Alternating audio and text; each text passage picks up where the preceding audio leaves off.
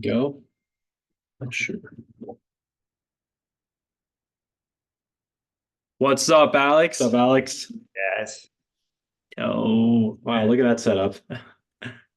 Had to show off a little bit of the setup in the framing.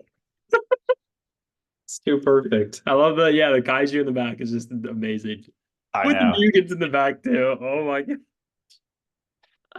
That I forget what the name of that one is, the kaiju up there, but yeah, it just fits perfectly, like back in the corner, just like looming over all the other ones. It's great. You got the Ohanas next to your right then?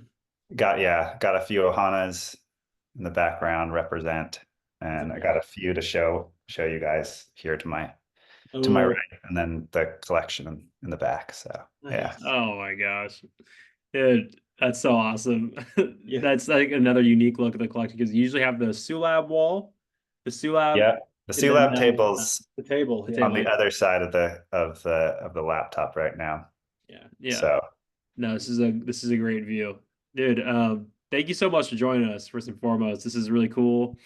Um, we've been talking a lot in the past 3 months, G standards and getting to know each other a lot better. And to have you on our podcast the first time is a privilege, dude. So thank you for joining us. thank you guys so much for having me. I'm big fan of the G Pod. Loved all the interviews you guys have done, and so getting to be a guest is a dream come true for me. Definitely a Kendama bucket list thing. Let's go. Appreciate you, man. Honestly, I'm just loving the new background right now. Can we take a little moment to get into your collection a bit? Because Yeah. there is a lot to go over here. I mean, there's a lot of stuff that people don't know about your collection. There's a lot of rare Kandamas, a lot of newer, cooler ones, and then obviously your more personal pieces. But yeah, can you just take us through a little bit about what you have back there? Because it's definitely different than what everybody usually sees. Yeah. So what you can see right behind me, and I can actually even pick up the computer. Hopefully no one gets motion sick. Oh wow. We can go a little closer.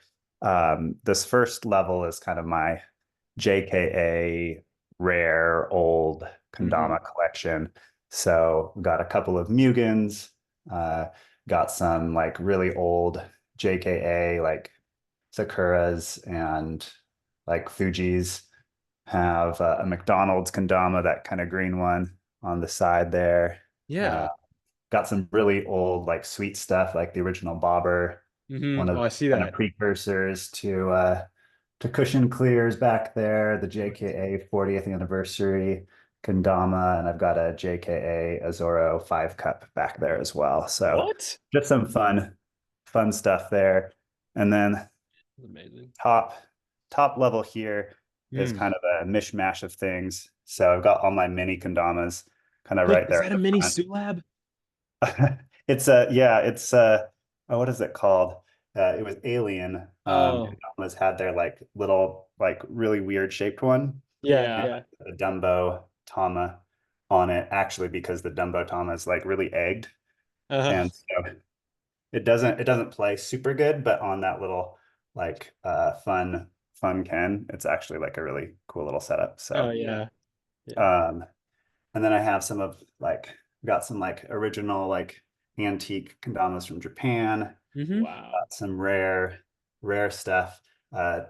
This guy here I just showed off in my story today with my around. It's a Hanafuda community collab that I did with Kelly from Snarkle Rocks. So I kind of designed the Tamas, but she like did all the art.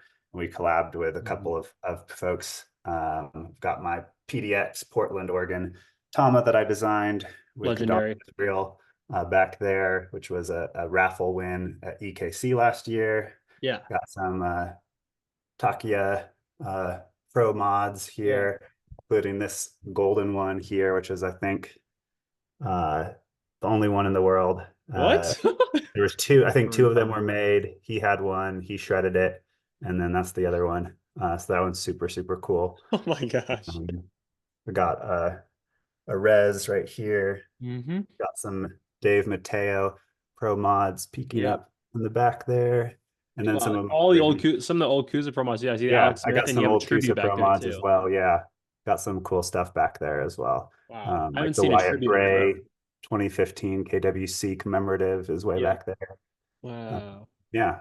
And then some of my original kendamas, my very first kendama is this natty here from Kusa. Oh, And then the original batch one, Legend Mod, oh, Steve Frazier, Dave Mateo, Pro Mod, yeah, yeah, yeah. Deal With It, which is uh, this is the kendama that got me like actually into kendama.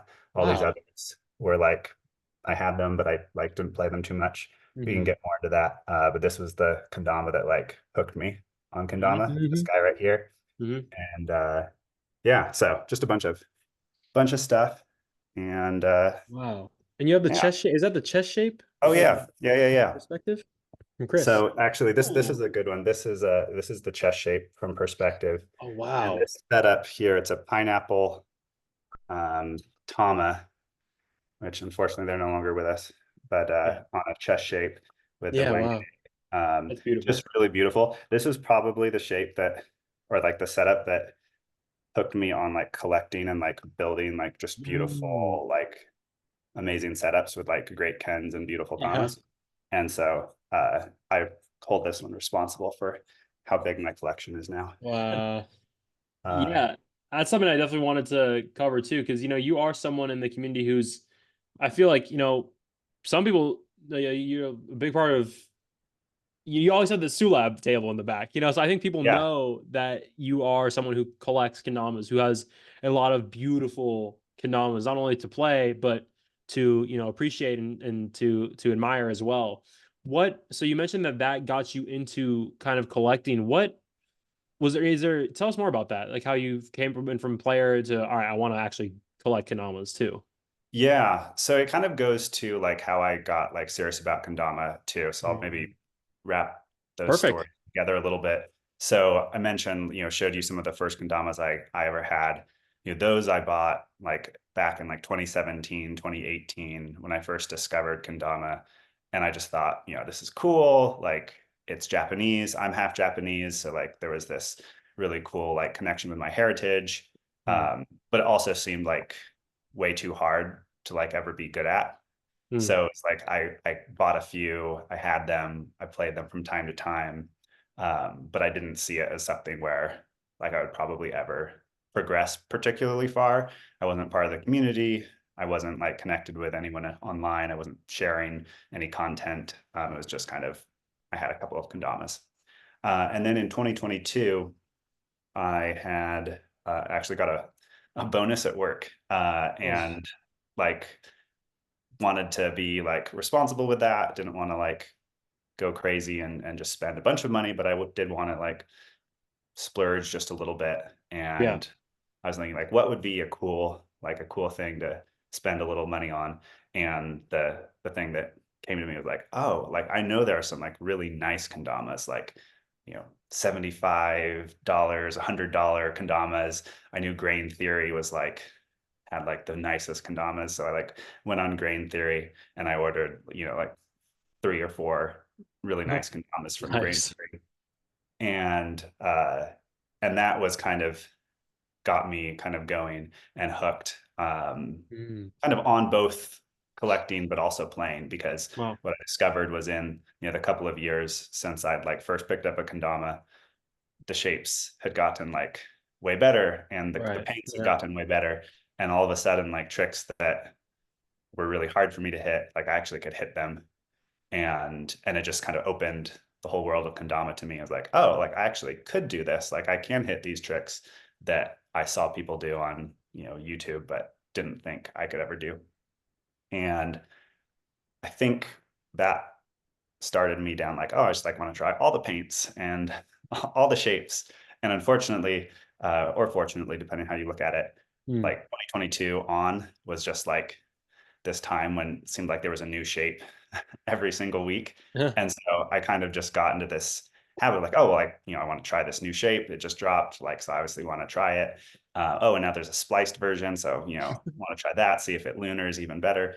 And just kind of got into this place where I was like trying everything. And that ballooned my collection. And then eventually I realized like this is totally unsustainable, rather than like just try to like keep up and like buy every drop, which um, I couldn't keep doing. I was like, I'm gonna start focusing a little bit more on like, now I know what I like. Now I have a better Mm. sense of like what's actually like a true collector's piece, what's actually like a really cool piece of kendama history. And so started focusing like more of my buying and trading on kind of getting pieces like that. So that's where, the Mugans and some of these like old JKAs and, old Sweets stuff, like that collecting kind of started as I matured out of the initial, like, I want to try everything phase of kendama.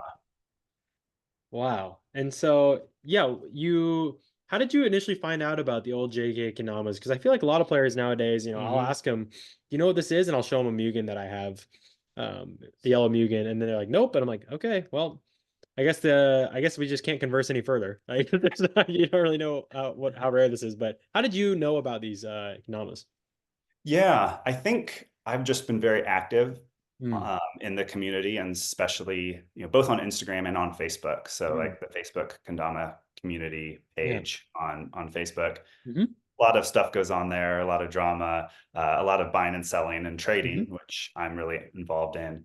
And like a lot of like great stuff, like people encouraging each other, Yeah. sharing history, sharing like, hey, I just got this in the mail. This is so cool. And so I think over time, just like very closely like engaging with all of that, I just picked up like, oh, like when someone posts like, oh, I just got this Mugen like from Japan, people like freak out and they're like, oh, that blue seal, that's amazing. And then I'm like, why are people freaking out over like that? What's the big deal?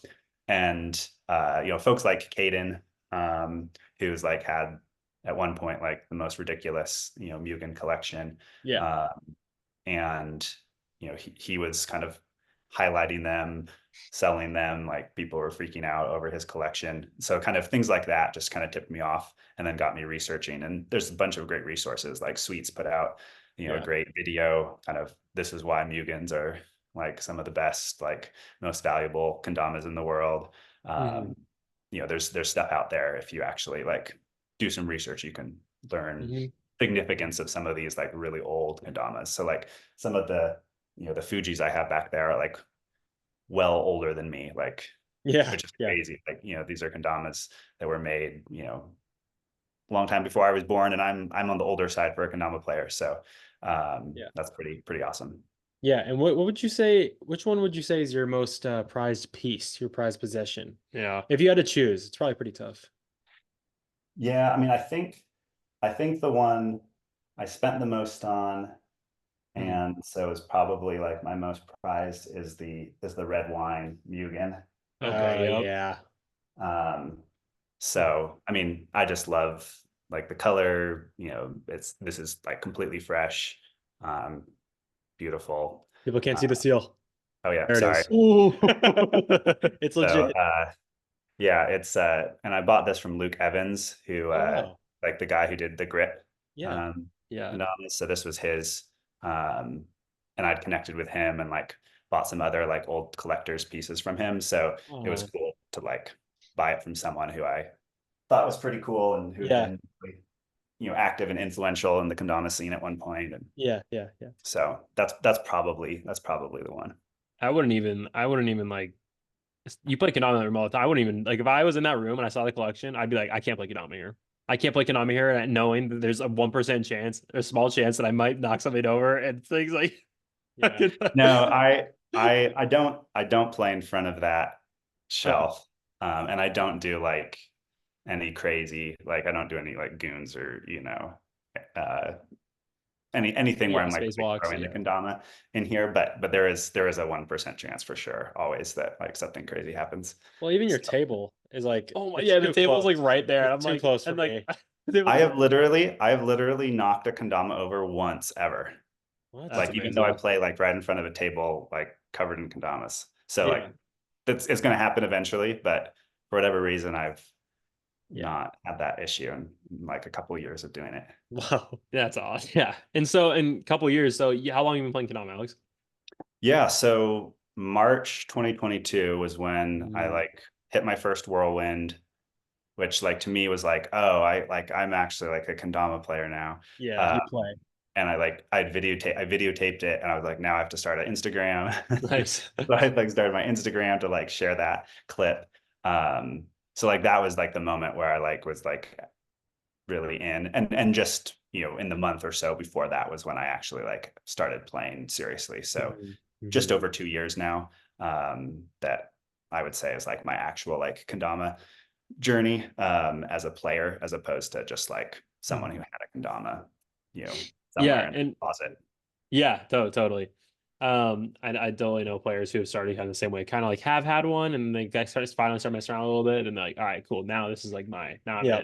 in.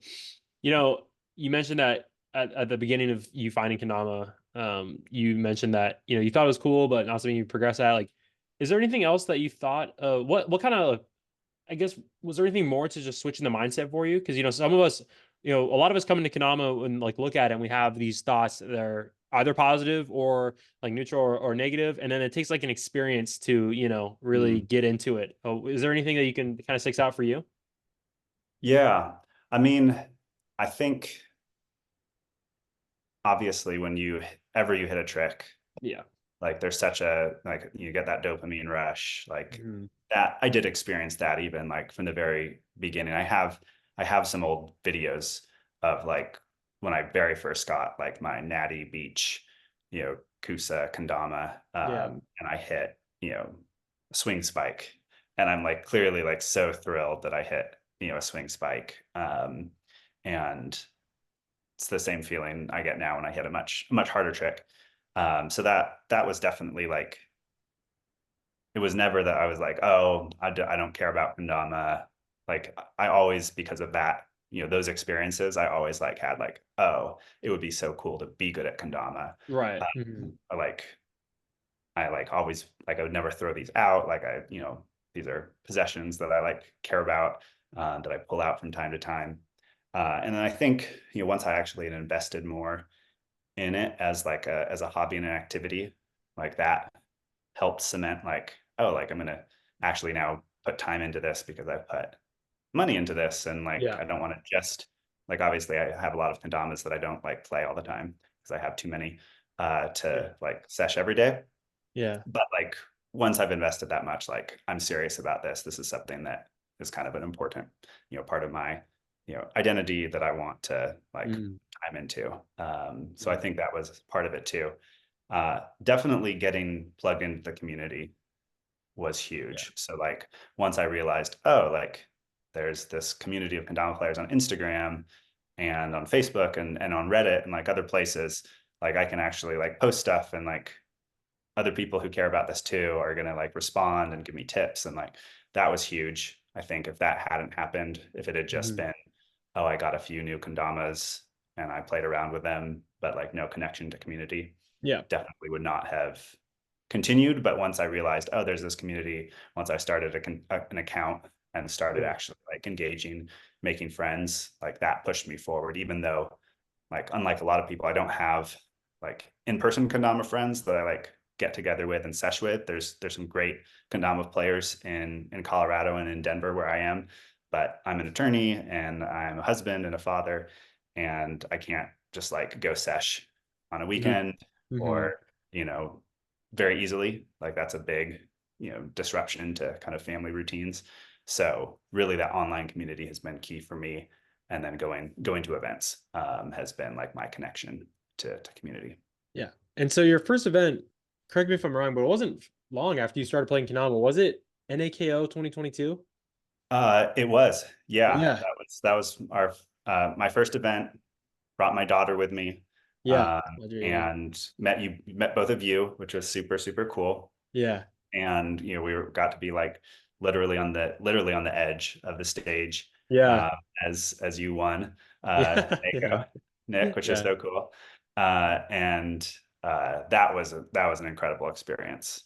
Like I Hmm. think pulling up to the hotel where NACO was being held, and just seeing like a bunch of people with kendamas and Yeah. like playing kendama, like that was the first time that had ever happened for me Hmm.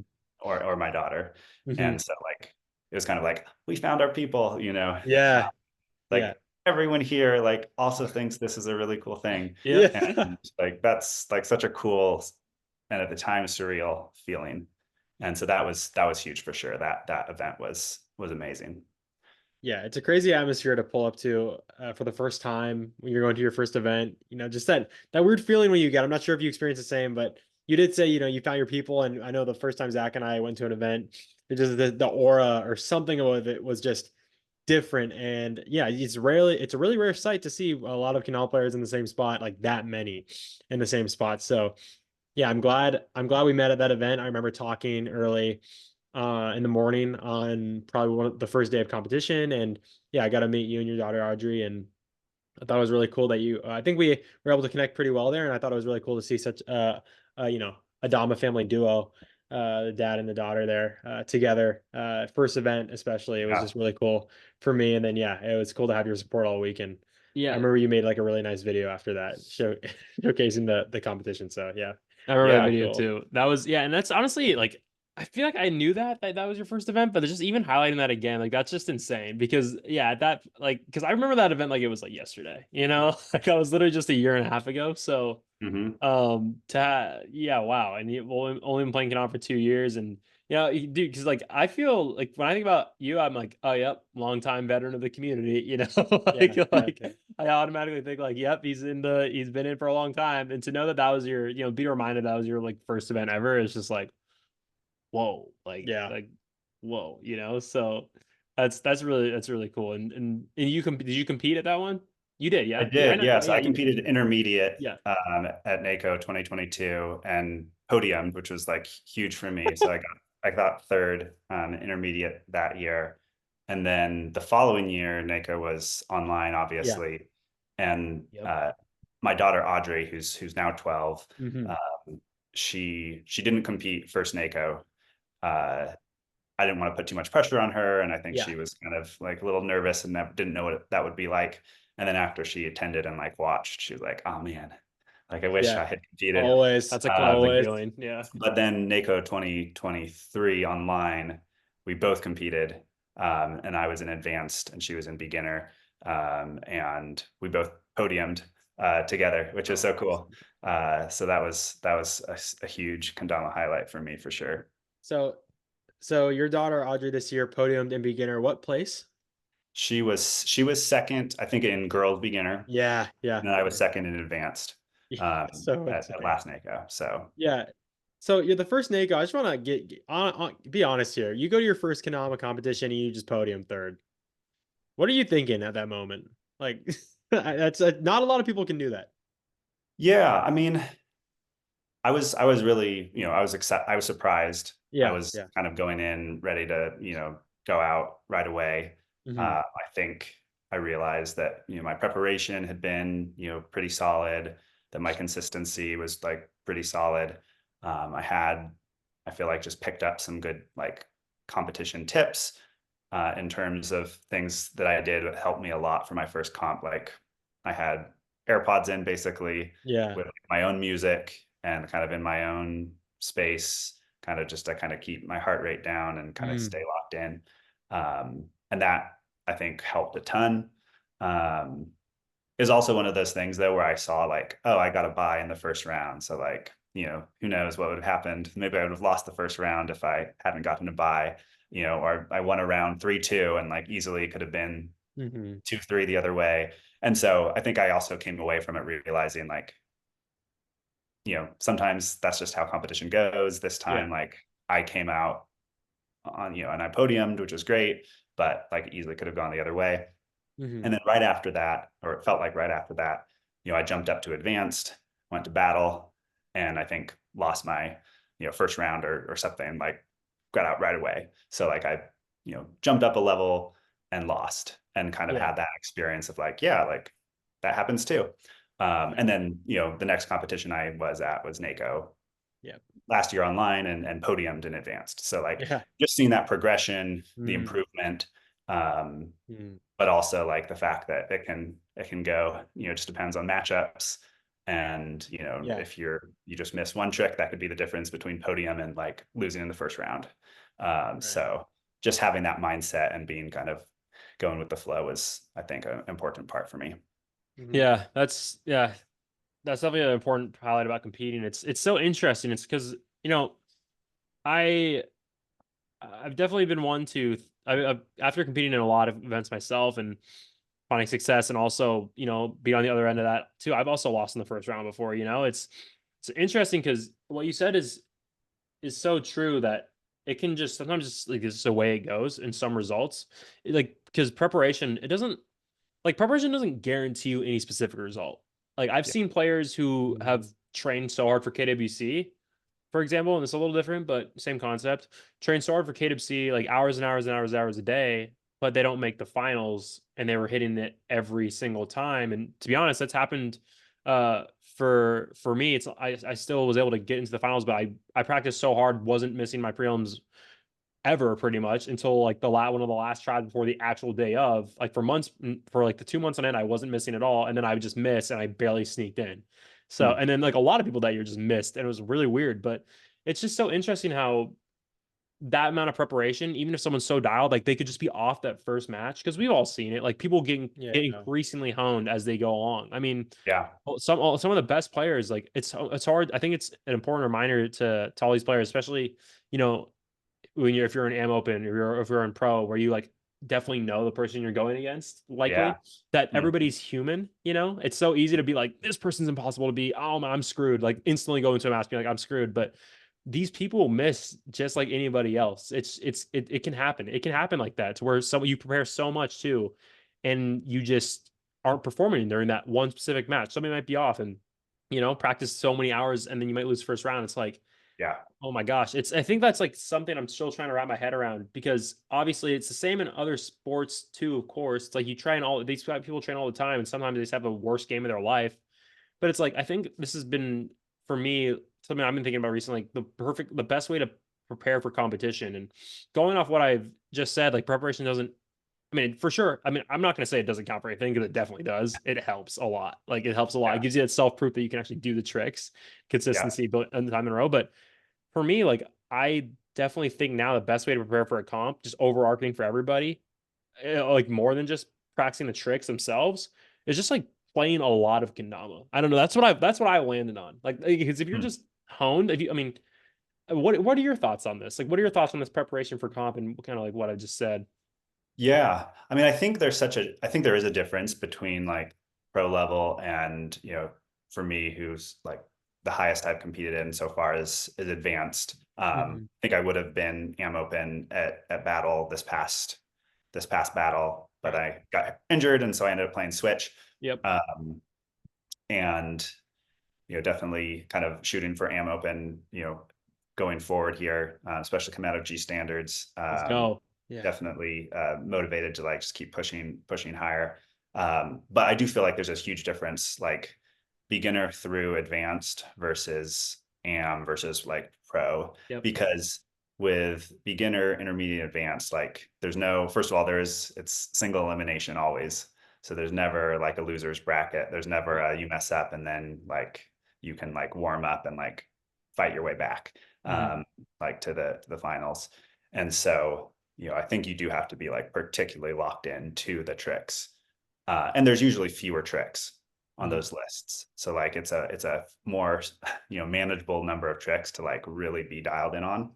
Nice. Yeah. And so I think, depending on who, I was advising, I would probably give slightly different advice. I do think it's super interesting to hear you talk about that, because yeah, like the types of tricks that you guys hit, like in the pro level, especially like top 8 trick lists, um, like you really just have to be in like that, not quite flow state, but like in that like window of honage, For sure. but like be hitting those like 2-3 times in a row sometimes in order to like not get eliminated. Like that's what I see when I like am right by the stage watching. I've actually seen both of you win events, Nick at NACO and Zach at Battle.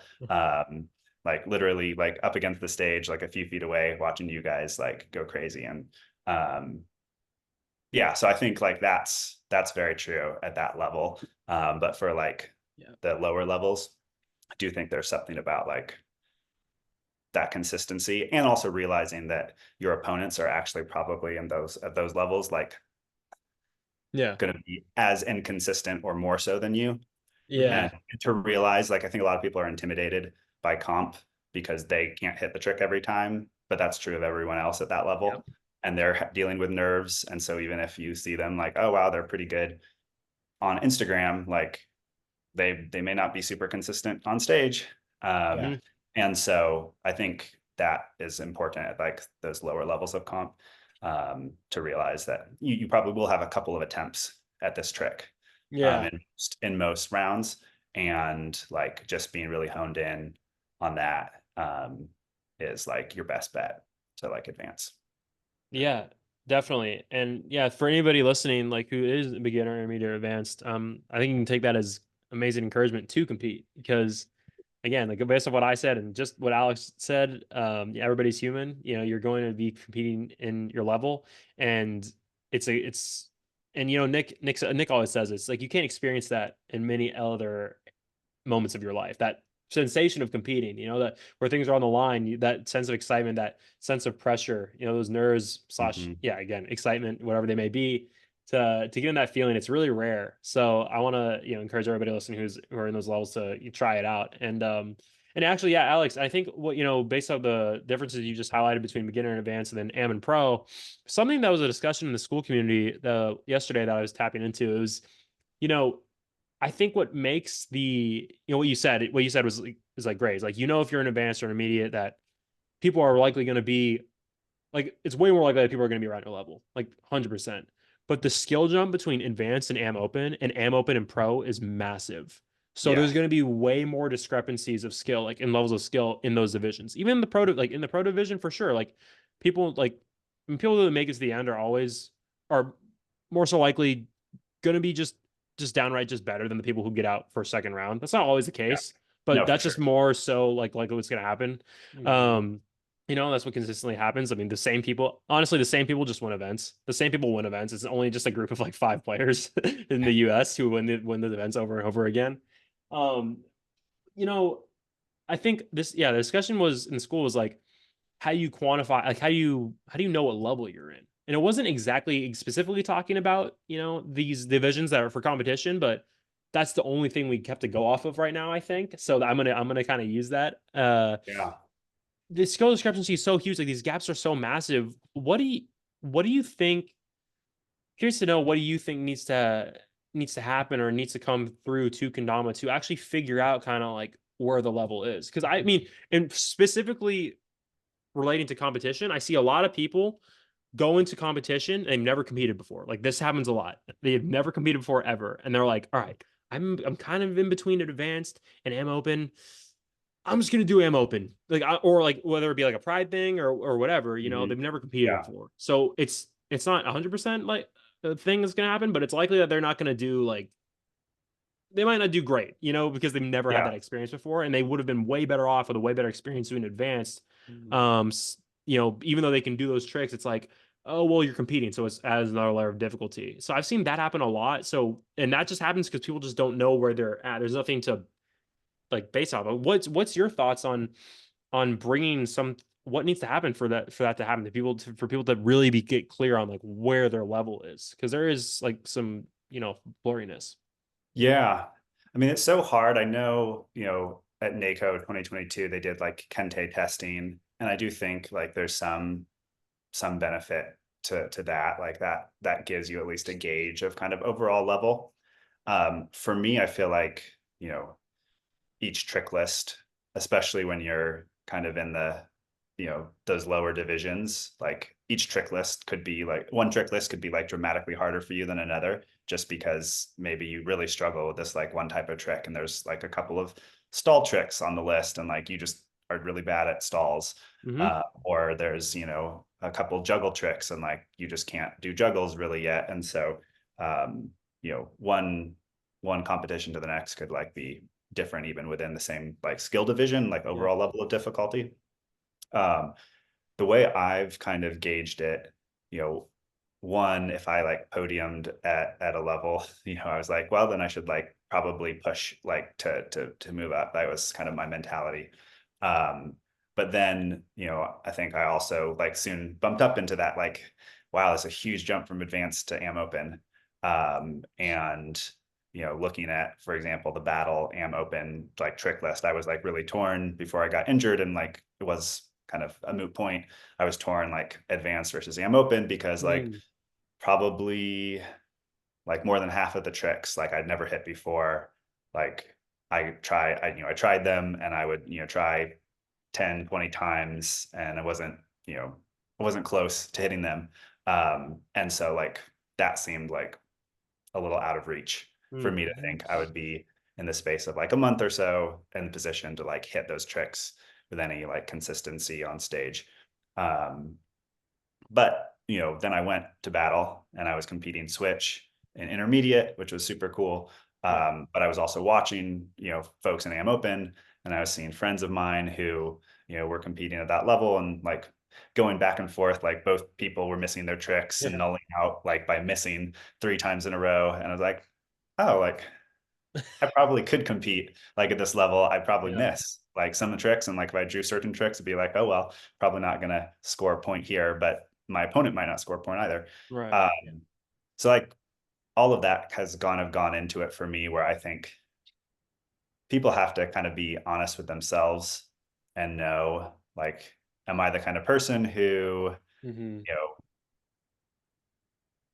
like goes for like kind of what's easy and like kind of more guaranteed success. Like I could compete at AM Open, but I'm going to like stay in advanced and like clean up, and like know that about yourself, and then maybe push yourself to like compete at the higher level.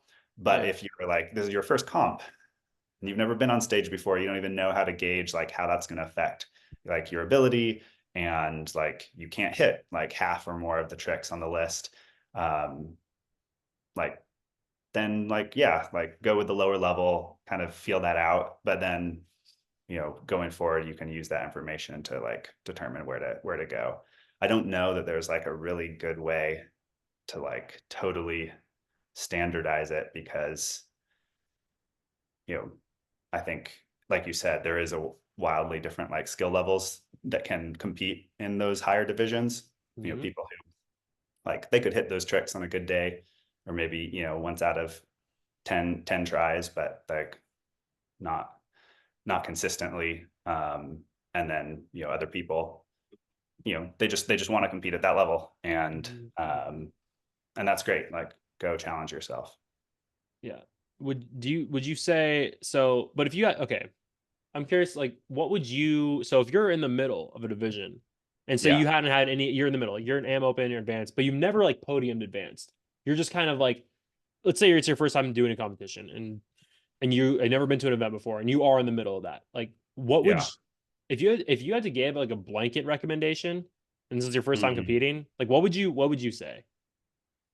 My blanket recommendation, if I had to do it blanket for first time competing, would definitely always be go down a level, because it is like actually crazy how much, being on stage and like the stress of competition and the nerves affects your ability.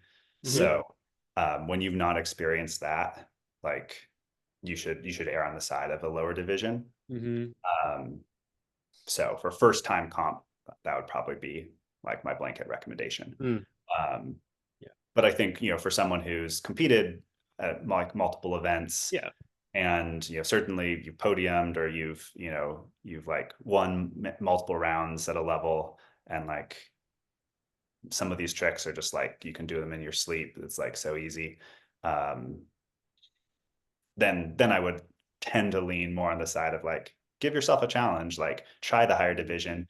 If you do that and you realize like, oh, like I'm just not ready, then maybe you can switch it up next time. But like for someone who's like more of a, not seasoned, but like you've done a couple of events, then I would probably blanket recommend like give yourself a challenge. So I think that's where I would come down. Like for first timers, err on the side of going down. Once you've competed a few times, you kind of know yourself, and like what being on stage is like. As long as you can actually like hit most of the tricks on the list, like at all, like see how far you can go in a month. Like you probably could get a lot better at those tricks like by the time comp comes. So like err on the side of challenging yourself. I think it's a good blanket statement to give for people who haven't, competed before. It's like always kind of, go on the side of maybe a little less challenging because you don't know what the atmosphere is going to be like up there on stage. I think that's good. I think it just comes down to a lot of it. I think people kind of know, like deep down, where they're supposed to be. Yeah. It's not like someone's going to podium advanced and then go advanced next time. They're not going to, they're 99% of the time, they're not going to do that. I think it's just proof if you win the division, you never can compete in that again. Yeah. You have to go up. If you Yeah. podium, you most likely never compete in that again. You're good enough for the next one. By the time the next comp comes around. And then, I guess people don't really have a reason to go up, like proof to go up unless they've like podiumed, in my opinion, if you had to put it on paper. But as people get better, over time, they Yeah. kind of start knowing if they start getting competitions under their belt, they kind of start knowing, okay, I know how the stage is going to affect me. I know that I'm going to sandbag if I stay back here. Yeah. I've seen a kid that was able to tie rope and he was in beginner once. So Oh yeah. my God. Yeah, it was tough. And he won. Yeah. Big surprise. But yeah. So Yeah, that's you don't crazy. want to be that guy. And I don't think people are trying to be those guys. But yeah, I think No, people go deep down. and like I know people who like have competed multiple times at like the beginner level. Yeah. And like it's legitimate because like that Yeah. is their level. Like they may have gotten pretty consistent at those tricks, but like they're not ready to like compete Right. intermediate or Yeah. advanced. Like they're just Yeah. not. And like I think that's totally great and fine. But I think the one other Right. thought I had as you were talking, Nick, was that like not just comps, but like if you have friends that you sesh with and you like play games of Mhm. Ken and Pop with, Yeah. and like listen to them because they'll be able to help you know like what level like you should Mhm. be at too because Right. they've actually competed against you. And I do think like even playing a game of Ken, like it's closer to Hmm. compete than just like playing by yourself, which is what I mostly do. But like Right. you still have the pressure, you still have like I need to hit this trick like right now. Yeah. And like if you've played that with friends who've competed a fair amount and like they're in one level and they're like, no, dude, you're totally like you're definitely the same level as me. Like you should also be in this division. Like that's really important information. And I think, Yeah. but I think you're right. Like ultimately, people usually know like where Yeah. they really should be. Yeah. Um, Yeah. and just being honest and like Yeah. having that kind of integrity to Right. go at Right. the right level is important. Hmm. Yeah. Yeah. I think last thing on this, just I think a new standard could be made for and checking yourself for competition. I think Kente is a cool thing for beginners to level up on, but I think the tricks, they haven't been updated in a couple of years. I think it'd be cool to make a new standard, a more accurate one to kind of get people where they want, a more of a, I guess, a measurable feature to kind of rely on. Yeah. To see. Yeah. So Yeah. that's Well, it. especially now. Yeah, especially now that like there's a totally new trick meta, Totally. Yeah. the pro level especially, where like none of those are really reflected on the Kente trick lists. Right. But you could have some real good like markers of like, okay, what's your overall skill level across Hmm. like multiple categories of tricks? And Yeah. then like, some way of saying like, okay, if you hit X out of this many, like Yeah. you're like pretty solid in this category, like here's your level. Yeah, I think Right. that Right. that would I be like cool. the Kente. Yeah, well, that's the last thing on this. I actually do like the Kente system itself. It's actually pretty fun. I actually think I kind of like it actually. I think the concept of like there's 3 classes and you get through 5 tricks and you have to have 5 tries on them. And if you don't get in 5 tries, you can't test that day. You're done. Mhm.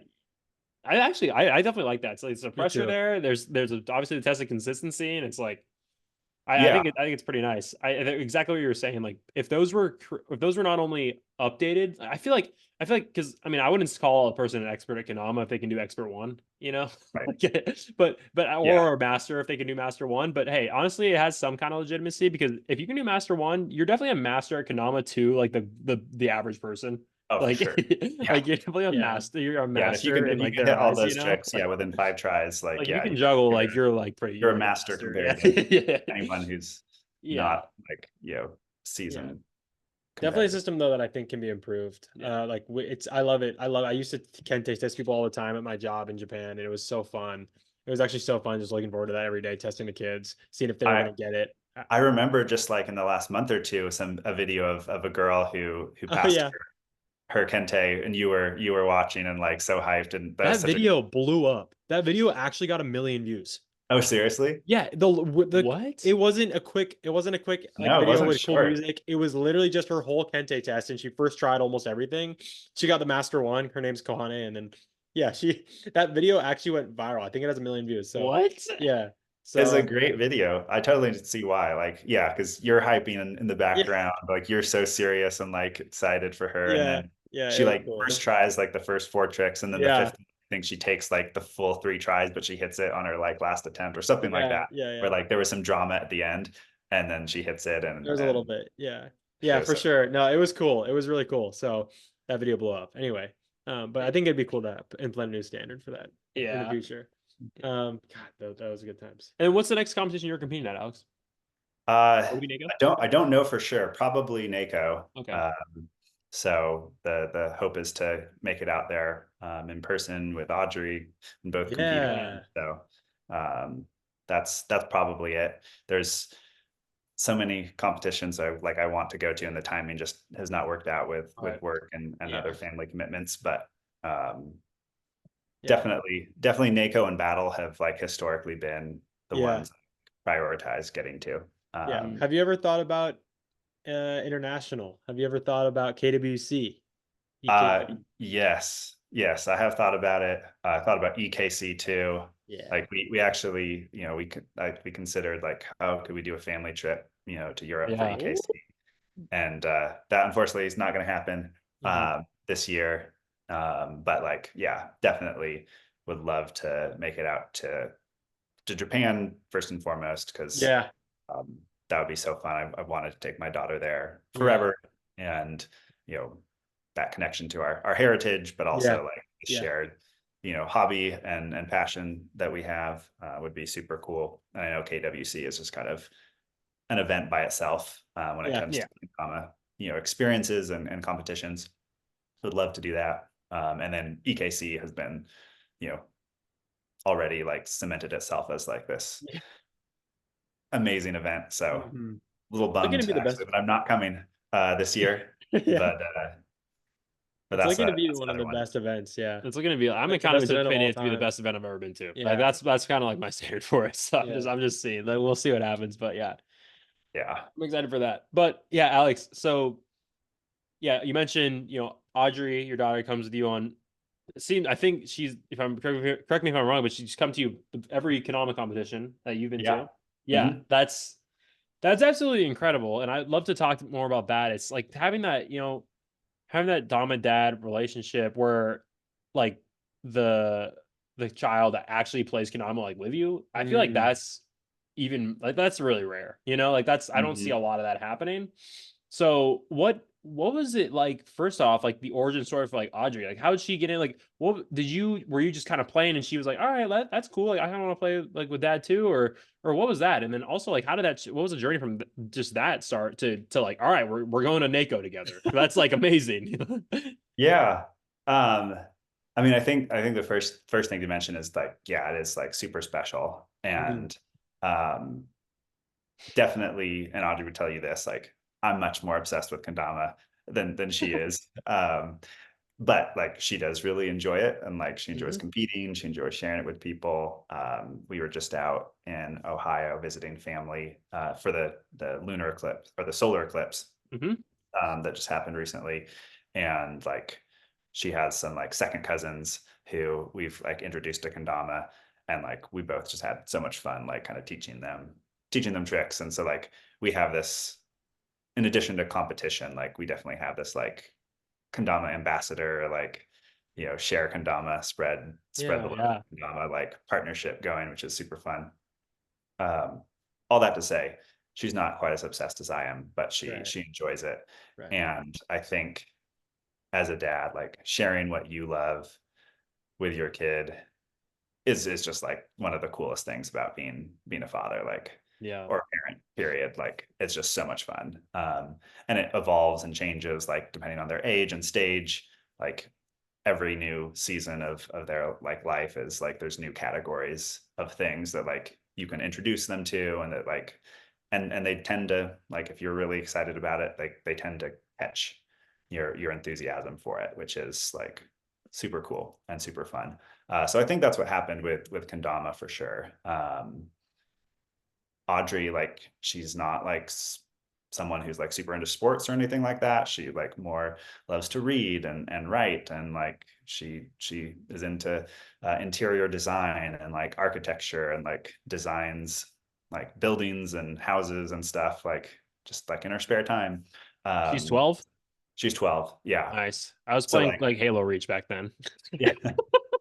Yeah. So like that's more her. And so like kendama is like the first like more like hand-eye coordination, like Yep. sport type of like activity that she's like really tried and like, given some like focused attention to, and then like experienced some success, with. And so I think it's just been cool. Like, for me, you know, never want to like pressure her to like, you have to do this, you have to be this. Like I'm a little more sporty. Like I grew up playing basketball and like just doing a bunch of stuff.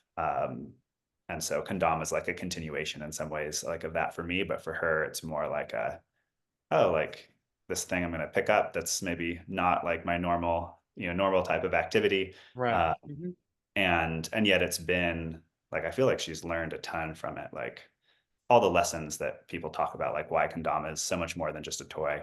Yeah. It's really like, how do you tackle like a hard project? How do you learn a new skill? How do you work through disappointment and frustration? How do you stick with something even when like you're so frustrated and like keep failing over and over again? Like all of those lessons, like in the palm of your hand with a kendama. So like seeing her learn those lessons has been super, super gratifying.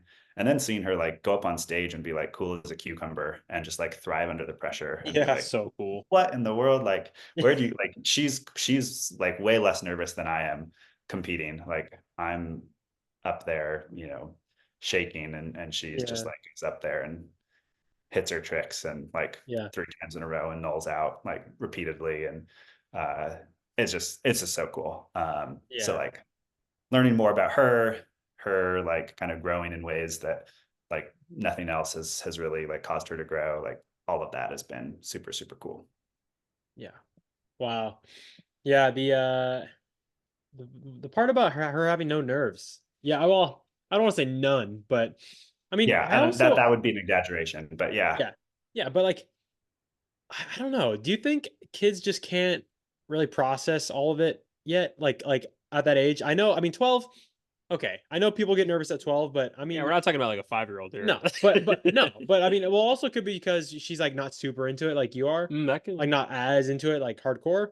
But I've seen kids. I mean, back when I was living in Japan, like all main kids around me, well, there was only two kinds of people around me: very elderly people or elementary schoolers. So it was just a Yeah. lot of these kids watching them compete all the time at the local competitions and at KWC and all these ones in Tokyo and whatever. But they, some I think like the younger ones just can't, like, they don't get nervous as easily, I think. Mhm. They're just there to they wanna, like, do well, but I don't know. I just feel like something about it, obviously, as they grow older and things, I've already seen some of them get more nervous as the time has gone on, but, I think maybe that could be a factor. I've seen a lot of young kids in Japan just not feel anything. They're just there, like, looking at their mom and dad like, "Hey, like, I'm on Yeah. stage, I'm about to throw my opponent, but I don't even really know what that means," So it's like, Yeah. they're just gonna do it. I think that could be a factor. They're not old enough to feel it yet, maybe, but yeah, I don't know. Yeah. I mean, I think, there definitely is nerves and pressure. It's more like being cool under the pressure as For sure. opposed to Yeah. Yeah. not feeling it for Audrey. Yeah, But, definitely. I think, Mhm. I mean, even speaking from my own experience, so I did like, drama and like stage stuff and like public Mhm. speaking at like the same age that Audrey is now and Mhm. younger. Yeah. And I do remember like, I don't remember being super nervous.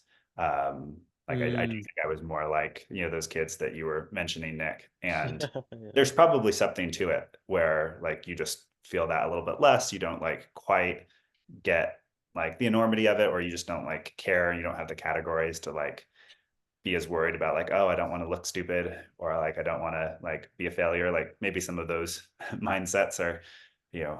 unhelpful ways of thinking that we get as we grow older and like more socially self-conscious, um, from school and group group experience. But like, I also think like there's a huge benefit for kids to put themselves in those situations, like Mm, at those ages, mm, because like I guarantee, like, yes, maybe some of the kids as they get older, like there's more pressure because now they're competing at a higher level. Like now they're really like wanting to like win, not just like get up on stage and like play kendama. yeah. They're like wanting to win, and so they're more pressure.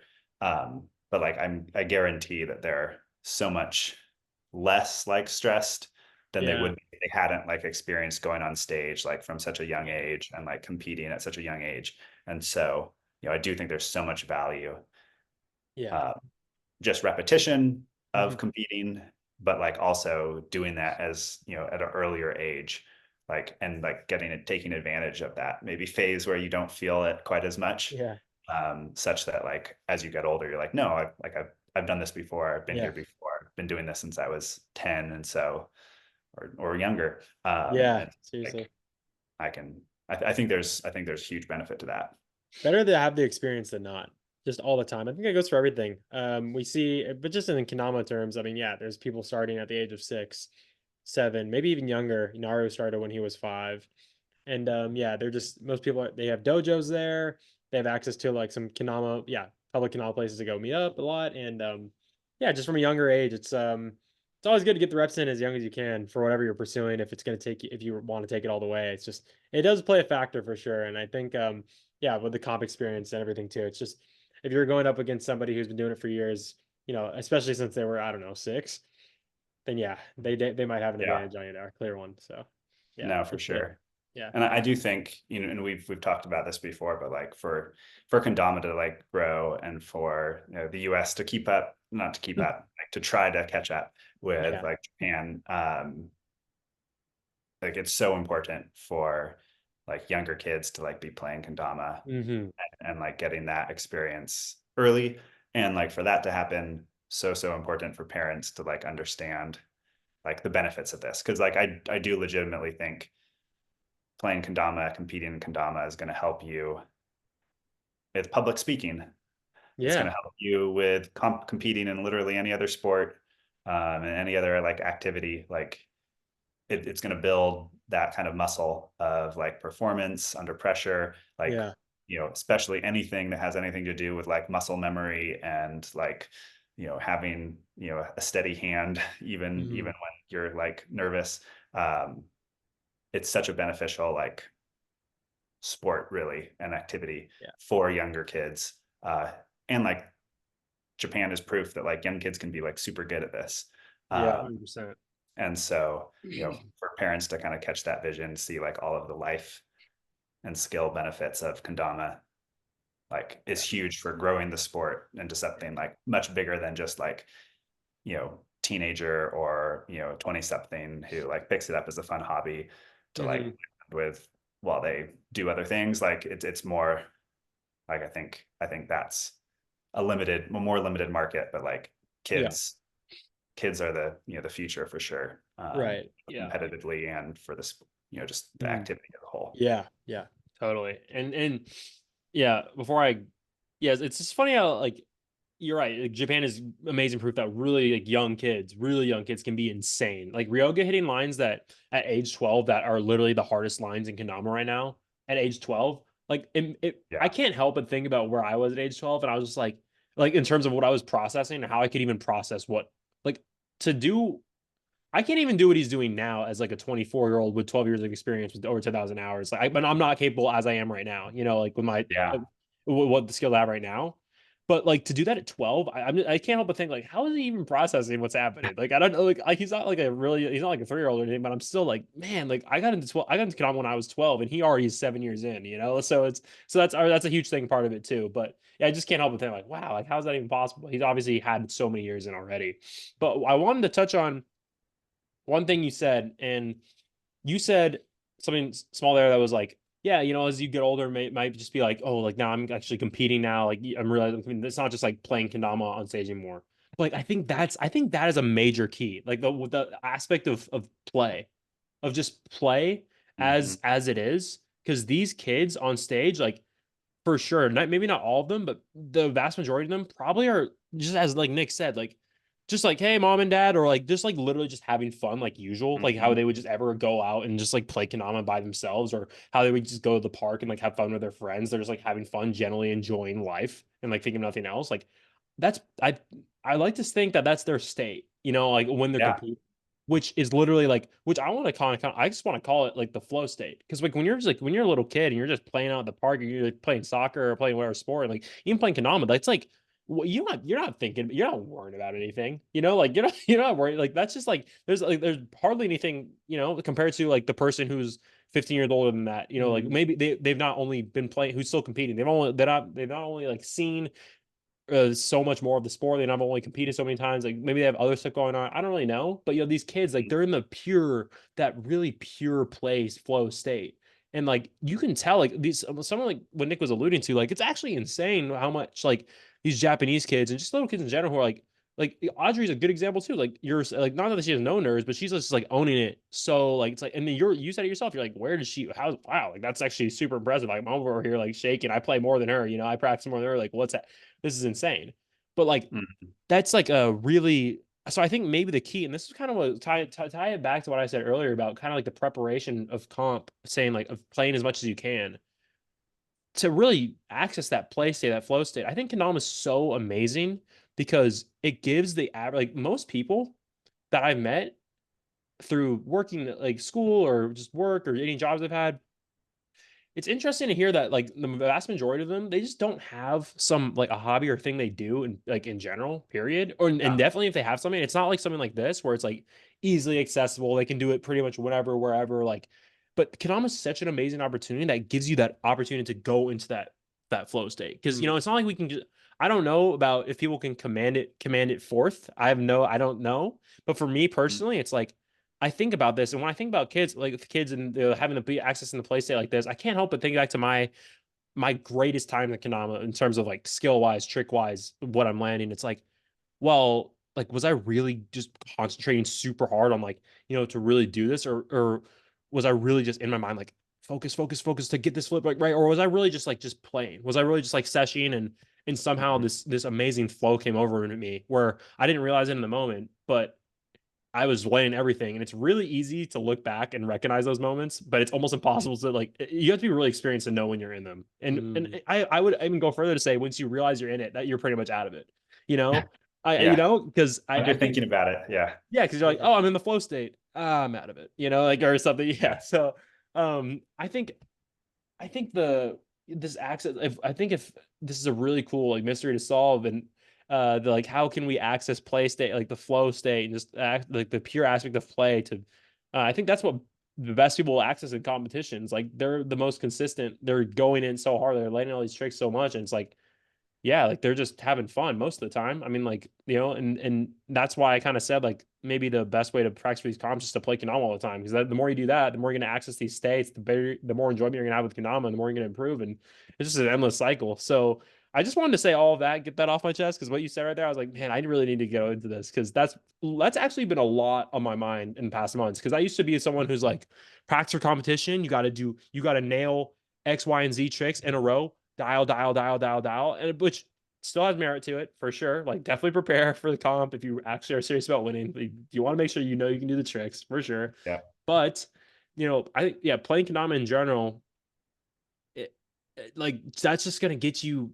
I mean, no, it's just more enjoyment, like more fun. And I think the overall process is just enjoyment. I don't know. I think overall, yeah. I don't know if you have any thoughts on what I just said. I just wanted to like just say that. No, no, that's great. No, I mean, I do actually have some thoughts because I think I have experienced, a much more minor version of that. Like I'm not like the most like insanely gifted or skilled like kendama player. Mm. Um, so like I'm not going into like crazy flow states where I'm hitting like pro level tricks necessarily, but I do like have had the experience of being on a G standards call, for example, and we're just like talking and I'm Yeah. like playing and I'm trying to hit a trick, but I'm not like as like locked in some ways Hmm. because I'm like Like engaging in consciously locked in. conversation. Yeah, so Yeah. it's more self-conscious. And then like as you guys might remember, like I would frequently hit the tricks I was going for on the Yep. calls just Every because single time. I think I was a little bit like more in that flow state, just more Hmm. like relaxed.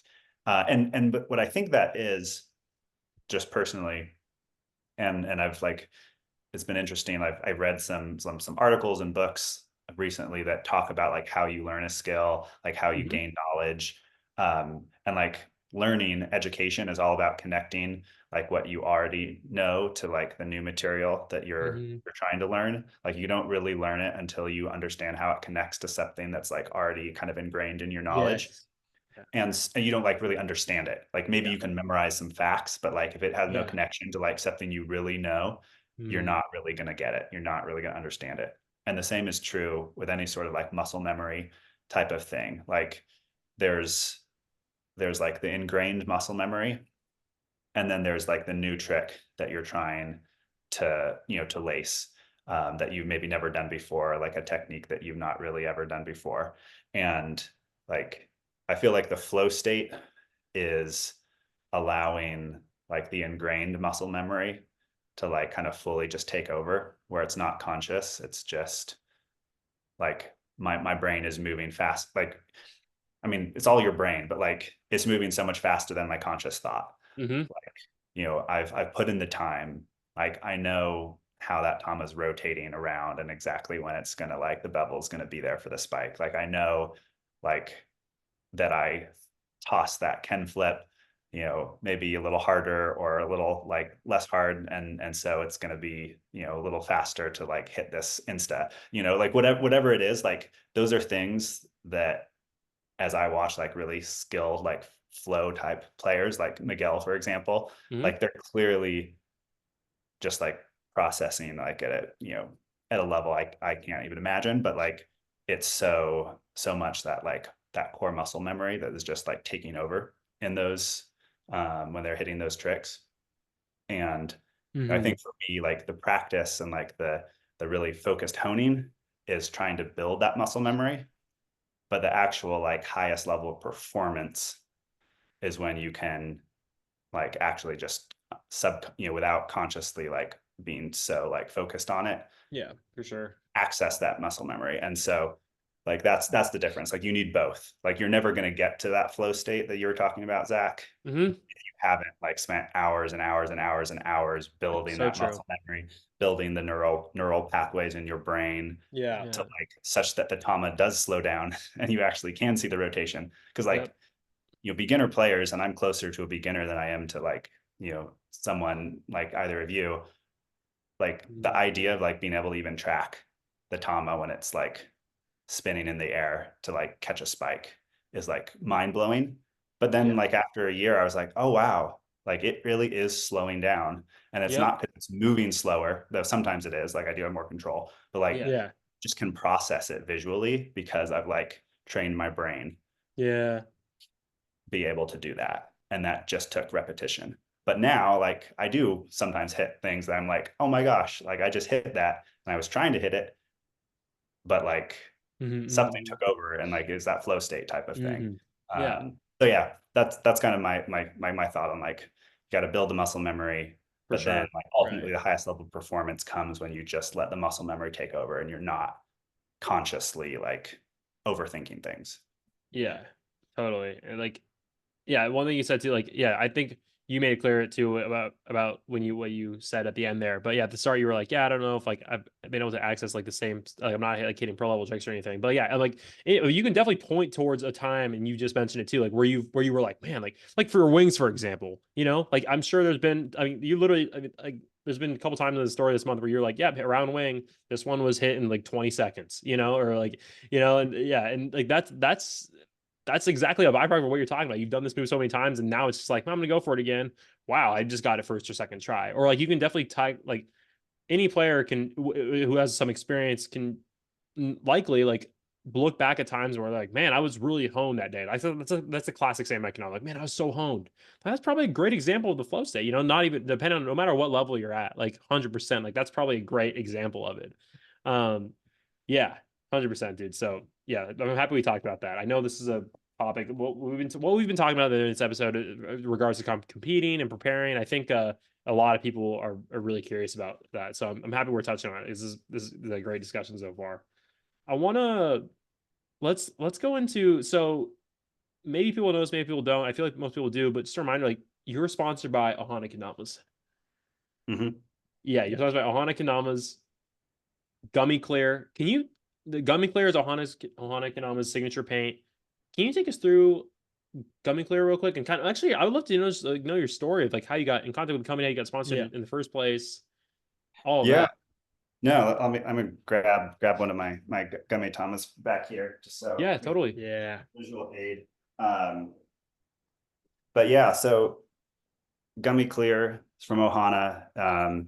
It's a super awesome clear. I know Zach, you got to play it at Battle this It's past really year. good. And it's got a good like slip to grip ratio, great durability.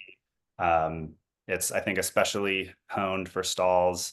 Every like Tama comes with like a big boosted bevel. And then, especially like for lunars, border balance, like the clear is just like super good for that. So like Colton, Kendama Colton on Instagram, who's like hitting all these crazy border balance and tightrope tricks. Like he's hit a lot of those with his gummy Tama, because I think it just like, especially like for border balance stuff, it's like super honed. Yeah. But in any event, I definitely never expected to be sponsored, and definitely not like at the point that I did, which was like a year and a half in. And Ohana is not a huge company. It's not like being sponsored by Sweets or Soul or something like that. But like, it's still a huge honor. Like it's pretty cool. Like the type of thing that a lot of kendama players like dream about. And I think like it happened just because, like, as I said, like I was trying like every paint, every shape, like I was just trying everything. And so when like Gummy came out in 2023, kind of appeared on the scene, I was like, oh, like obviously like want to try this. Ohana started actually as like a string and beeswax like company. Like that was their first product. So like beeswax for putting between the serrato and the sword when you have loose cups. So you don't have to like smash them down. You don't have to like stick a sticker or something under there, which can like actually like damage the wood over time. So like started using the wax, thought that was super cool. I think they were the first ones to like really market that to the kendama community, at least during my like tenure of being like kind of plugged in. Now a couple of companies sell wax, and not like for like seasoning or like putting into your wood to like make it prettier, but like specifically for cups. And then like really nice like satin strings or silk strings. So the founder of Ohana, James, like his background is in yo-yo, like at a really high level, and he had like a yo-yo company at one point. So like he has like really awesome strings, especially for like string and flow type tricks. So that's where they started. And then Gummy came around. I wanted to try it. I tried literally everything. I already had a bunch of like friction clear and all of that. And I just thought like, wow, like this paint is super good. And so just because it was so good and like enjoyed it so much and I was like leveling up on it, I just started like posting with it more, and like not with any expectation at all of like sponsorship. Just like, I enjoy this. This is cool. These are really beautiful Tamas too. Great tracking. And then James like reached out to me, and I mean, he's very savvy. I think he realized like this guy posts really consistently, like high quality content. He like hosts, contests, and is like really plugged into the community. So I think he saw like maybe more and recognized more of what I like brought to the table than I maybe even realized, because I was more focused on just like, well, I'm not truly like sponsor level skill wise, but sponsorship can look different, for different companies, where they are and kind of their development and being established, and for players. And so I think I'm a kind of a unique, but not necessarily like, don't have to be unique, like story of like getting sponsored by a smaller but like up and coming kendama company, just through repping and like appreciating like the product they're putting out, but also like being someone who has a platform actually, and like does consistently engage with the community and is respected, and like people know I've literally tried every clear. And so I think if I say like this is really good, like that actually like carries some weight. And so that's kind of how that came about. And so August of last year was when like I was like officially sponsored and we announced it. Mhm. And played Gummy to podium and advanced at NACO shortly Yeah. afterwards, which was awesome. And yeah, it's been super cool. Like Ohana is definitely like gaining a reputation of like having one of the best clears in the game Yeah. right now.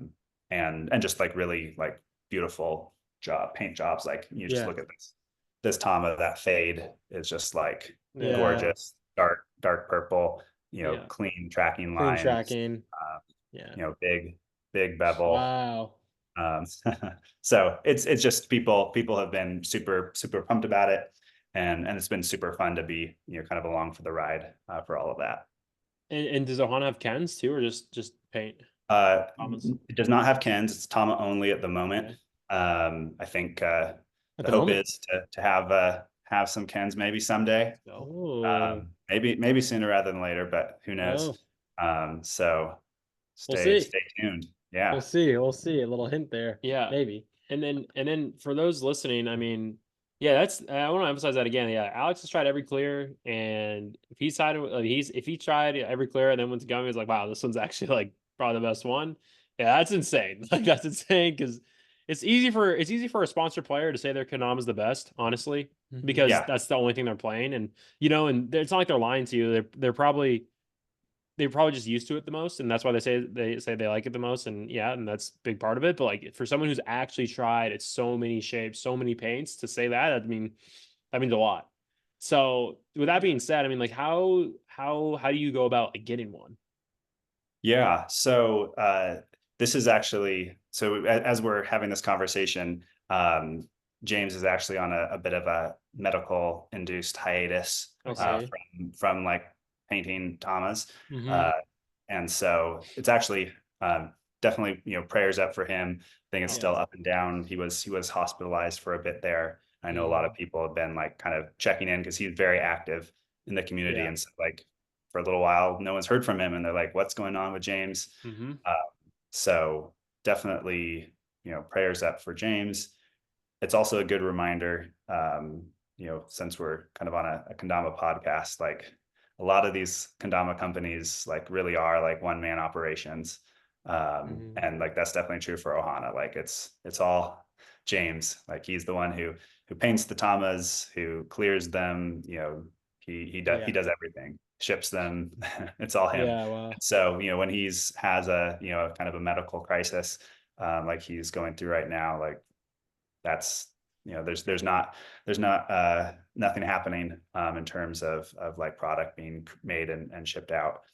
So unfortunately, at the moment, you can't order one because James is Mhm. currently unavailable to make them. But once he's back, which we're all hoping will be very soon, Yeah. he's a incredibly hard worker, and he will be back at it. And the way you would like reach out to him is just via DM on Instagram. Mhm. Ohana Kandama on Instagram is the account, and you send him a DM and work it out there. Definitely excited for him to continue to like kind of grow the platform in terms of like having a dedicated store and Mhm. drops that allow him to like really get the product out even more. But in some ways, the current system has led it to be even more of like a holy grail because people Yeah. want to try gummy, and like you can't get it because either he's not taking orders at the time, or people who do have them very rarely sell them or trade them. Yeah.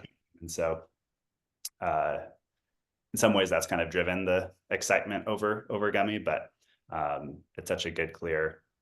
I think Yeah. our hope is that eventually like they'll just be like consistent drops, and Yeah. people can really get their hands on this and play it and put it to the test. So Yeah. I'd like to try it. I'd really like to try it sometime. I wasn't at Battle of the Border. I saw Zach playing with it. I was like, oh, nice. Good Yeah. clear, dude. Yeah, it's Yeah. great. It's like yeah, no, it's one of those. Like, yeah, I think the biggest thing about it for me is kind of like it's grippy and like what Alex said too, like nice slip to stick ratio, but also just feels really good in your hands. It's not one of those paints that's like just sticks to your hands. Yep. Like you yeah, can actually, Mm-hmm. you can swap it, juggle it. It's really nice. So yeah. Nice.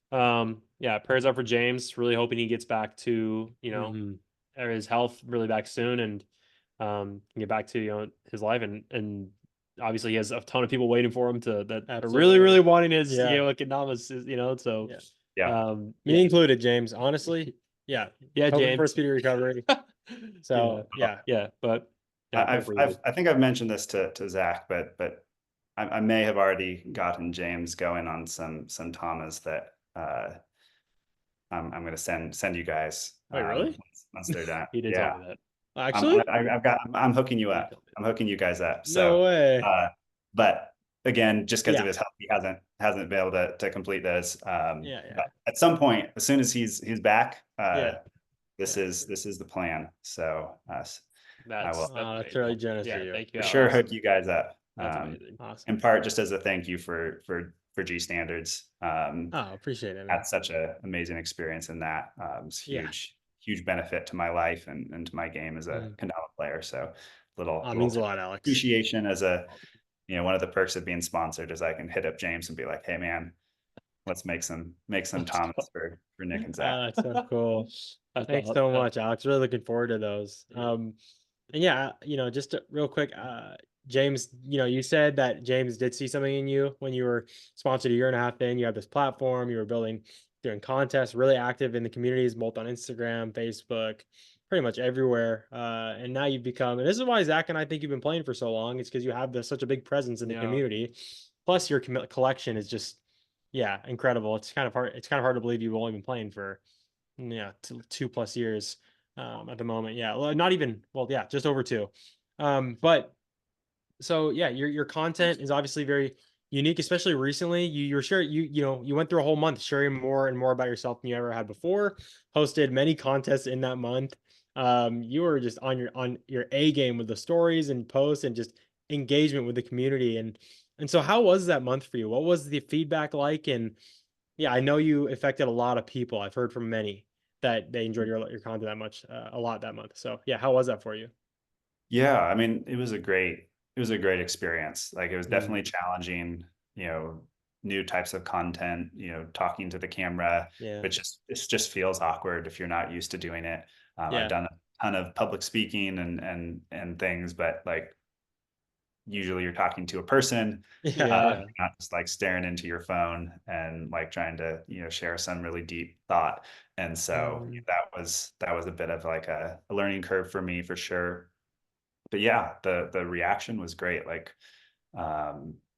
almost like exclusively positive, like, and sometimes like really enthusiastic. Like, this is so helpful. Like, please make more of this. Like, especially like, newer players, which, I think it's so easy. And I've found myself doing this too. Like, it's so easy to start thinking like, oh, I like want the other like really good players, like the pro players to like pay attention to my videos and like my videos and be impressed by my tricks. So like I don't want to post anything unless it's like gonna be like super legit and like super like a banger. And like there's actually way more, I feel like, players out there who are at like the intermediate, advanced, kind of level who are like also struggling with the tricks that, maybe I'm still trying to learn, who do need like some tips and maybe don't have people who are like kind of pouring into them the way that you guys poured into, all of us in G standards. And so just kind of being someone who can like share some of that information and that advice and like some of those insights or those like kind of windows into what goes into lacing a challenging new trick can be so helpful and make a big difference in someone's kendama journey, especially if they're newer or just starting out. So yeah, it was an amazing experience. I'm so glad that I kind of got the push through G standards to like really go for that, because I just don't think I never probably would have done it otherwise, honestly. And so hats off to you guys for really encouraging us to like, hey, like what can you give to the community more than you've given before? It's a huge push that I'm really grateful for. Well, Alex, I mean, you delivered harder than anybody, man. Your content was amazing. Zach and I actually recapped a lot of it today before this this podcast, and I was like, wow, Alex really did an amazing job. As if you weren't already a big figure in the community, you just went just on your A game for this entire month. So yeah, I think a lot of people are going to be loving that content here in the future too. I know you're not going to be, it's not going to be like an everyday thing, but people are looking forward to kind of learning from you in different ways. I know down the line as well, now that they've seen what you can teach them, and just share more about your personal history with Kendama and many other things in life. So yeah, I think people are looking forward to it, me included. Yeah. Yeah. And exactly what you brought up is so I'm sure it's such a common thought. It's like, it's what I used to think too. And like, even when I was a pro level skill player, even when I already achieved that, it's like, oh, like I only want to post things that are like bangers, or I only want to post things that are Yeah. like super, super high quality. If I don't have that, I'm not even posting them. I'm not even going to post them on my story. I don't even care. Right. Like, I'm not doing Yeah. any of that. I only want the best stuff. And it's like, okay, like you can, in terms of, let's just like, in terms of this type of content for sure, like, well, one, like, okay, well, one, before any of that, like a person, the people, only person who's thinking that, and like, it's not like, no, is that person themselves. Like, no other pro is going to be looking at a person and being like, man, wow, like, they're a really low quality post, unfollow, or like, I'm not going to like that. Like, nobody actually thinks that, you know? Yeah. And if they do, that's actually messed, like that. I don't know. It's definitely a problem with that person, but really nobody does. Like, the only person who thinks these thoughts is the person themselves who's holding themselves to a pressure or expectation or whatever. So hopefully that resonates with some people out there. And it's obviously easier to say that than done, but I hope people can kind of like build themselves to kind of like realize that and learn that, because everybody loves to see each other play Ganama. Number Yeah. two is, I think what you found out, Alex, during this month is, within you and everybody you only need to know, just for example, let's say someone's only been playing for like 20 hours. Okay. Like, this is a good example. 20 hours of Kanama.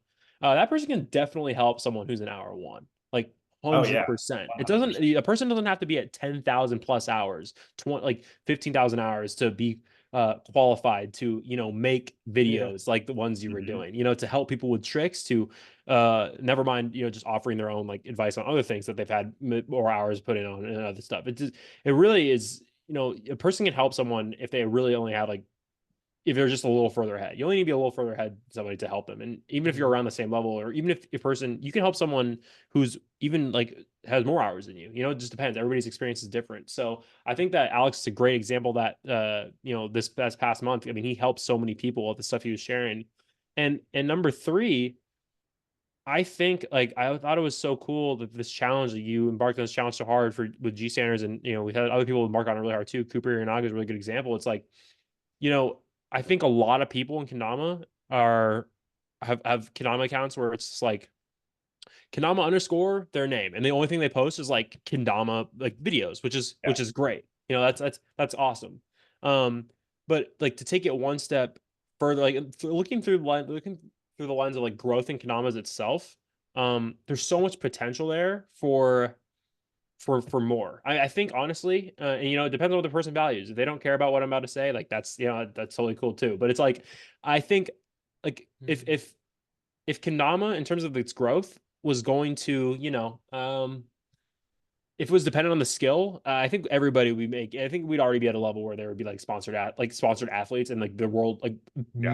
massive championships all throughout the world, international teams, because the skill level is not like an issue. It's not an issue. There's people who are, it's funny how, like, it's definitely smaller. Konami's so much smaller than it really deserves the credit, because actually what people are doing, like Takia Ryoga, like, that's like such 0.01, it's 0.00001% hand-eye coordination and skill in anything, like in anything.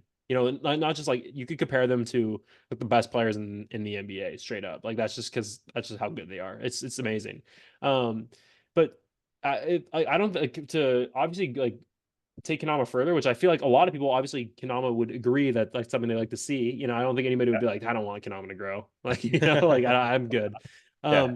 I think we've so much more to like offer each other in the community than just like tricks and offer the world. I think the best part about Kanama that people love about events is, yeah, they're playing Kendama, but like, what's the best part people always talk about? It's like, oh my gosh, exactly what we talked about, right? It's like, these are my people. Like, this is it. This is connection.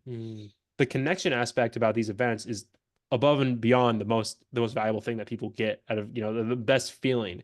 And these type of videos that you're making not only are helping, like not only have helped a ton of people, but have enabled you to get a lot closer and probably make new relationships and just definitely strengthen already existing ones. And I think if we, and just by simply like helping them and also letting them people know about more about who you are, which is Mhm. so cool. Because again, like I said, like a lot of people are here, kendama underscore their name, and all we know is like, oh yeah, that's kendama underscore like Ari. Like he posts, and usually it's like in a field. Like, it's like it's really cool, but it's like, what is behind that player? What else is, Mm. because that's what is Yeah. really, really cool about Kendama. We're all different stories and all awesome people. Um, and yeah, so that's three things I wanted to highlight off that. And yeah, Alex, once again, just like awesome job. And it was really cool to see that growth. And I actually too, like, how do you exactly decide the domas you give away for your, like, for example, flash giveaways? Like, how Yeah. what's the process going on that? You just pick a random one, or are you like, all right, this one is it, or No, I mean, I think part of it is, I started doing contests like pretty early on. yeah. Once I like started my account and just realized like this is like be a super fun thing to do. I remember Yeah. Nick participated in my like very first Yep. contest, the stiff legs contest, which No, I like remember that. meant the world. And ET also participated. Like it was like that like meant so much to me that you guys did that. But so thank you again for doing that, Nick. But Yeah. like that was like pretty early on, like from my starting my account, and just as a way to like kind of give back to the community. And then once like I kind of got that bug of like it's really fun to do these contests, like get people like talking and thinking outside the box and challenging themselves in different ways. um I would just start like if there was some really cool new drop, I'd buy two, or I'd say Hmm. like, oh, like I don't need that kendama, but that would be like a super cool kendama that I know people would be really thrilled to win in a contest or a giveaway. So I'll like get it and like set it aside for, a future contest or giveaway. So I kind of have a stash of like damas for that. Um, and how I choose like the individual one for a specific like giveaway. Sometimes there's some connection. Sometimes it's just like, oh, like I recently did the mural mod from 365 as a giveaway, and I just knew like that just dropped. A bunch of people just got it, but a lot of people didn't get one and probably like kicking themselves. I mean, like, oh man, I wish I'd like gotten one of those. They look so Yeah. good. And so like this would be a great, giveaway because people would be really stoked at a chance to, win one of these. Um, so yeah, there's not a like a ton of science behind it. I do have a sense of like what people are excited about and Hmm. which like drops sold out quickly and like which kendamas people are trying to trade for or sell or buy. So like that will inform me a little bit in making sure I'm like have a prize that people will really be motivated, for. So that's kind of how I do that.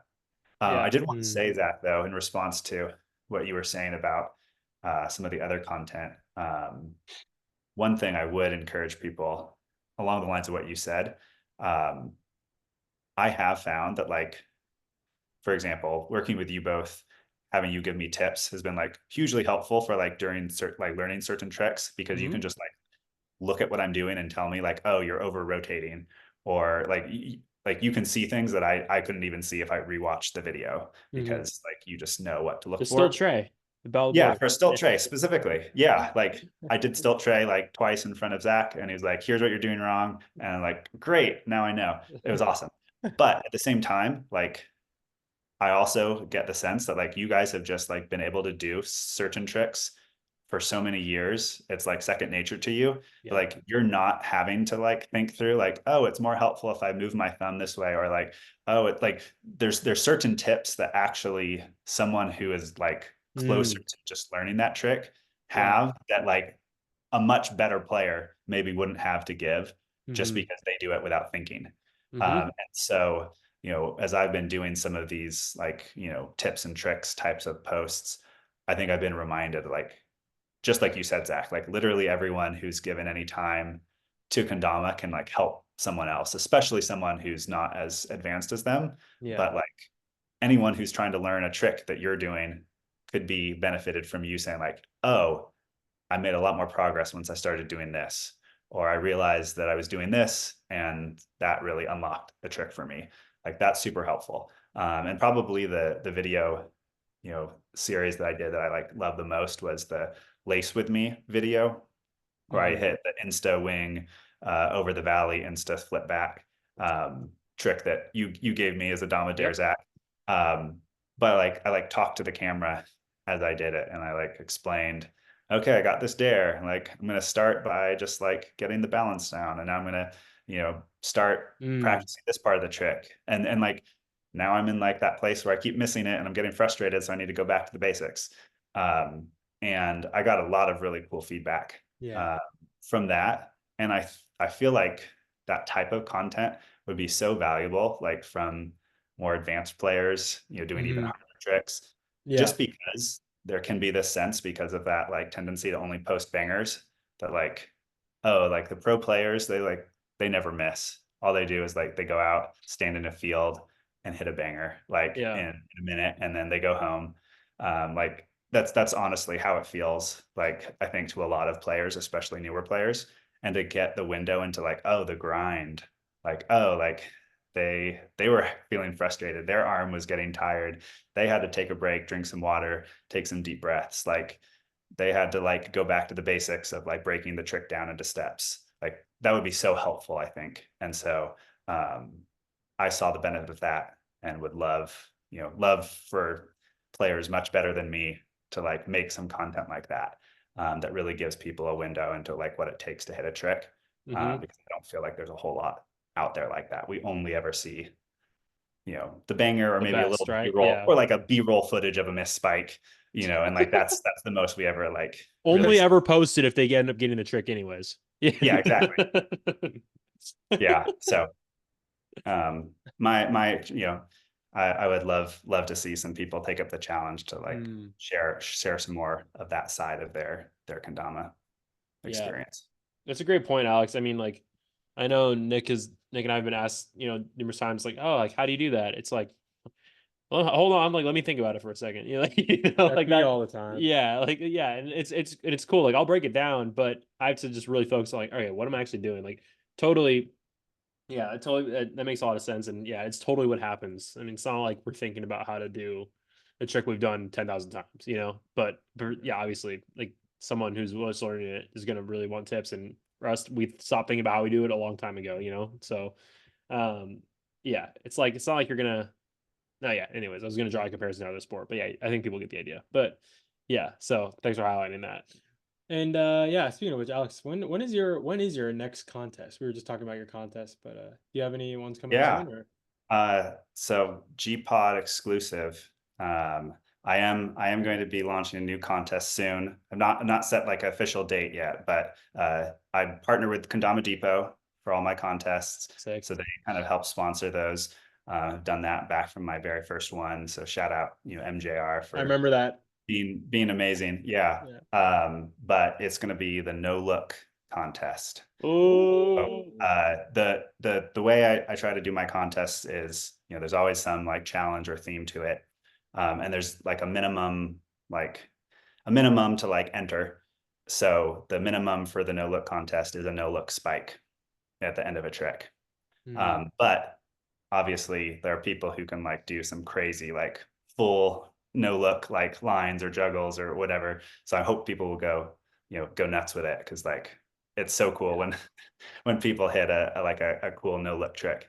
So that's going to be the contest. There's always, again, I try to make it so like literally anyone who participates, no matter like how crazy or skilled they might be, have a chance to win. So top 3, a most viral, which oftentimes is not like the person with the most followers. It's like the person who like has a reel that like kind of catches people's attention, and like, and then 10 random prizes. So like literally anybody could win a Depot gift card or a free kendama, usually like a sweet starter or something like that. So spread the wealth around, a lot of winners for every contest. And I think hopefully we'll get some like really cool clips out of the no look contest. Well, you'll see me in there. That's incredible. That's incredible, Alex. What and then for the no look, like the rules. So is the rule like not looking? So like if I'm doing a flip and I like triple J, no look, and then like look away right as it goes in. Does that count? Or like what about? Yeah. Okay. Yeah, I mean that would count. I mean, I think as I'm judging it, I'll be kind of gauging like the overall difficulty. Like you know, definitely the more no look it is, like Right. the more impressive it is. But like, as long as, you know, it's a no look spike. So like, even you land a bird, you look at the camera, you know, spike it, something like that. Like that would count. If you're doing a down spike and you look away and just like, you know, hit your down spike, no look, that would count. But so as long as there's some no look aspect to it, at minimum, you know, that spike, it counts. But people can go as crazy as they're able to go in like hitting a full on, you know, trick without looking. So definitely, you know, favors the people who have like that those 10,000 plus hours, that muscle memory. I know I've seen some ridiculous no look tricks on Instagram. So hoping some people will really pull out the stops. Yeah, and favoring those people who are willing to put in 10,000 hours, because like, like you can hit some crazy stuff. No, like if you try for long enough. Yeah. Exactly. So yeah, so hopefully have some really awesome prizes. First place always gets like a really cool setup plus $50 gift card to the depot. Same for most viral, and then second and third place both get full setups plus gift cards to the depot. So always an incentive to hopefully get people to participate, put some effort in, and, you know, create some really cool clips for the community.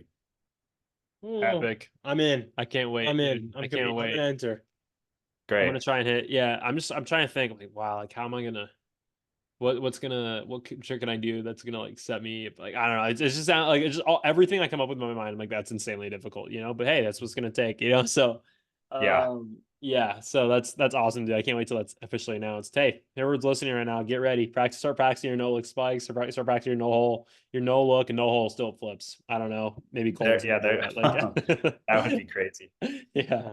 I think Colton might be able to hit a no look, no hole stilt flip. Yeah, I think he might. Honestly, that'd be cool. See. That'd be cool to see. That'd be nuts. We'll have to see. He'll definitely enter. Yeah. That's amazing. That's amazing, dude. Alex, I want to know before we kind of wrap up here. I want to know, like, you've obviously done so much in Kendama already. You're just, and in some ways you're just starting out too. 2 years in, you're still, you know, relatively fresh, I'd say, in comparison to some other players. What kind of like future goals do you have as a Kendama player, and like where would you love to see? What would you love to see be achieved by Kendama as something like in your lifetime? So like maybe like your future goals for the year, maybe something you want to achieve in Kendama in the next couple years, and then like what would you love to see be achieved in the Kendama world in like your life? Yeah. Oh man.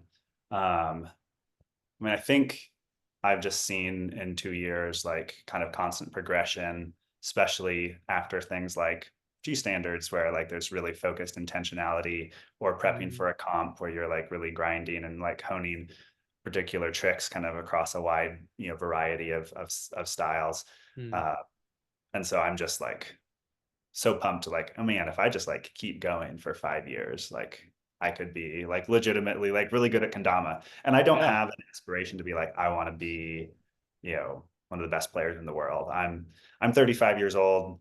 Likely I'm never going to be like a top competitive player. I'd love to be able to compete at the pro level. You know, I'd love to be able to like compete in freestyle, like be good enough to actually like put together a freestyle run. And I think that will come with time, but like my aspiration is not to like be the best, is just to like be really good at kendama. And I think the coolest thing about kendama is like, if you put in the focused effort, like you will keep getting better. It's one of the most tangible knows exactly, who knows exactly how long it'll take, but like if you stick with it, you will be better than you were a year ago, 6 months ago, even a month ago, if you put in that focused effort. And so I'm just like excited to stick with it, so that in 5 years I'm like, wow, like 5 years ago I would have been like over the moon to be as good as I am now, and like now I'm like that. That's the goal. In terms of like this year, I'm continuing to like lean into my strengths when it comes to stalls and wings. Like want to keep pushing that forward. Got some Domidaires I need to hit from Zach on the wings. But I'm also like really enjoying doing instas and cushion taps and slingers, which are like a new style of trick that I'm actually like really like not very good at. And so like really honing that. I want to be, you know, someday like 10th as good at Danny at like Instas, because Yeah, it's crazy. he's And the nuts. freestyle lines are so inspiring. So I'd like, and Miguel, like they have such similar play styles. Like For sure. two of them were like huge, like, inspirations for me in how they play kendama. Yeah. And then like what I would love to see in terms of like where kendama goes in my lifetime, I think, I would love to see kendama as like an Olympic sport. Mhm. Like I Mhm. think it totally could get there. It like Yep. has all of the features, that make, a bunch of other, action type of sports, Olympic events, and and just like skill sports and coordination sports. So I think that would be so cool. I'd love to see it grow to the level where like that is a realistic option and like a possibility and like actually happens. That would be awesome. Yeah. Striving towards that. Yeah, Alex, I am excited to see you grow in the next 5 years. And I know that you said you're 35, right? Yeah. I'll tell you what. How's this? You come to KDBC and you're competing in well, okay. You're halfway there. You're in the 30-year-old division now. You can be in the 40-year-old division when they just have these things, right? Like they have these different divisions for different players. And I think it's really cool. I actually think it's really, really neat that they have that. I mean, whenever you go to KDBC, I don't know when you're gonna go. Let's just shoot high. Let's just aim high real quick. Top three. In the division, he could literally win the 30-year-old division right now. Let's go. Like, yeah, for Let's go. sure. Yeah. I want to see. Yeah, Depends on let's who, save for the depends on who dub. else Yeah, shows let's up. save for Yeah. the Depends dub. on who else shows up. That's a great. Yeah, that's a good. There's, I'm like well, thinking, like, there's definitely a handful of 30-year-olds. I think you'd have it's oh really? yeah. Okay. Yeah. Okay. Fair enough. There's definitely There's some pretty good ones. competition. No, for sure. But hey, you never. I mean, who knows what can happen the next couple of years? That's right. We don't know when you're gonna go, but I know you're gonna go. I know you are. I'm gonna go. I'm gonna be there for that. And yeah, I can't wait to reminisce on this G pod. Be like, hey, remember when we told you were gonna get first, and then oh, you did? Yeah, can't wait for that moment. We'll be walking out of the venue. He has the award right here, and we're just go get some like Carrying the trophy. yeah, like God, that was awesome. And we go to like we go to the hostel and we just have a great night, just playing kendama, eating steak. Oh, sounds great. I'm in. Perfect. Sign Yeah, me it's up. gonna be cool. Yeah, it's Love gonna it. be cool. Yeah. Absolutely. Yeah. Alex, I think this is a good time to wrap here. Unless you have anything you wanna say that we didn't cover or anything like that you want to get into for sure. I mean, Nick and I have more time, but No, this was awesome. Feel like we covered like a bunch of really great topics, and Yeah. just love hearing your guys' thoughts as you've been around for so long and you've like thought so deeply about the sport and like where it needs to go. And so having these conversations with you is always so much fun. So thank you for letting me come on and chat with you guys for a bit. Yeah, appreciate you, Alex. Can't wait to see you more in the communities online, Instagram and school. And I know you're active on everything, but yeah, can't wait to keep working with you in the future. And yeah, let's just keep going. Yeah. Keep going. Keep That's going. awesome. Thanks, guys. All right, Thanks, Alex. Thank you so much. Appreciate you.